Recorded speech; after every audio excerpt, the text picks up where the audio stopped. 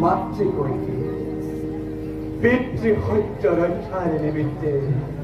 ত্যাগ কৰি ৰাজভোগ ৰাজকীয়াপন হেলা ৰঙে আদৰিল বনবাসী তাপস জীবন লগত জনক দহিতা সীতা আৰু তুমি উদয় লক্ষ্মণা পঞ্চবতী বনৰ মাজত আনন্দেৰে অতদিনে যাপিল জীৱন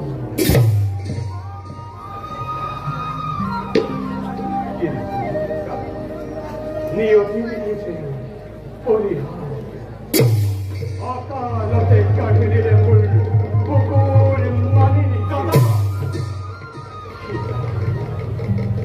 সীতা কোথা থাকবি সবাই মুখে করে জানকি করল তাহলে আহারের এগনিয়ে আহে মনলয় সে জানকা বাড়িটা মা কি জানবা লক্ষ্মণ দেবী জানকে হতাশাকে নির্বাচস্ত মহাকাপতে উদিত ভাস্কর এমন আধার দহিন নরণ্য ভূমি নায়িকা পায় কনসর হিংস্র প্রদন্ত করে চতুর্দিকে করে বিচরণ তারপরে পথদ্বার রুদ্ধ করে রক্ষ বিপদর আহে যদি মনলৈ হতাশা তোমাৰ কেনেদৰে থাকিব শ্ৰীৰাম আয়ুমুখী ৰাক্ষসীকে কৰোঁতে নিখন পৰিচিত বলত দেৱী জানকী লৈ কাৰোবাৰ পত্নী হাৰা অভগত স্বামী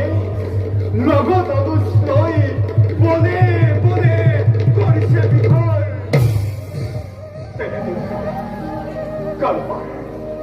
কাৰোবাৰ ৰক্ষা কন্যাৰে নাও কাণ কাটি কৰিল লাঞ্ছনা সেইদৰে দেৱীৰ জানকী কোঁৱৰ কৰে বুলি ৰাৱণে লাঞ্ছনা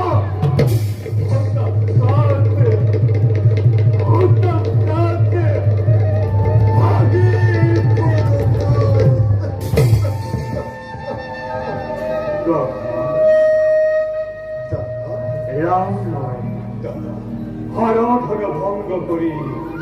লগে সীতা আর সেই সীতার কারণে পরশুরামর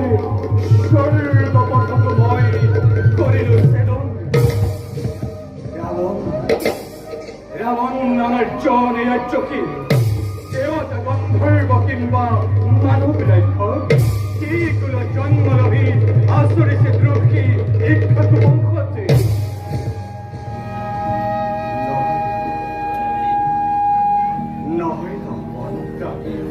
আকাশ পাতাল জনারণ্য কিংবা বিশালরণ্য ভূলোক স্বর্গলোক জীবজন্তু পশু পক্ষী সকলোকে পুৰি ছাই কৰি দিওঁ শেষ হওক সেই নাম দুৰ্দান্ত ৰাবণ শেষ হওক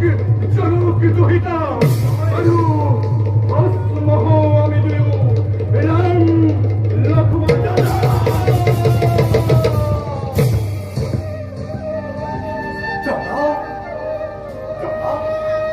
খবর অস্থির হয় নগরে আছে এমন ধরনের নকরিবা সংহতি জগতে সীতা যদি হইছে লাঞ্ছিতা রাবণ সাধ্য নাই তোর সাধ্য নাই জগতর জীব সমস্তর সব সাক্ষ্য নাই সাই যদি কোনো জনে সীতার সতীত্ব হবে সেই মুহূর্ততে